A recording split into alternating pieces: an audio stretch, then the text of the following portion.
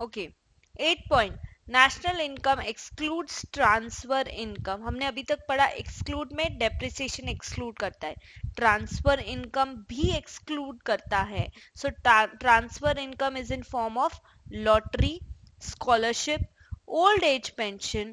They don't contribute anything to current national income and therefore they are excluded.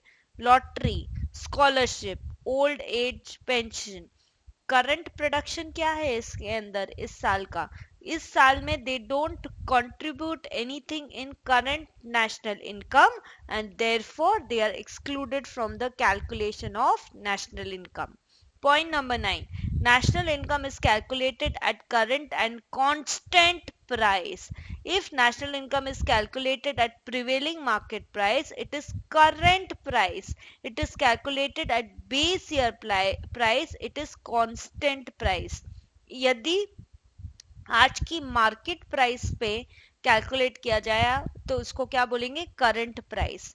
यदि market है, market price पे calculate किया तो उसको बोलेंगे current price.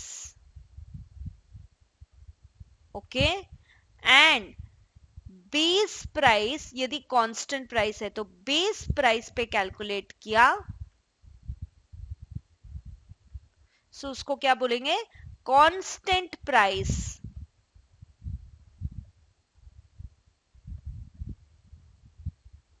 So national income is calculated at current and constant price.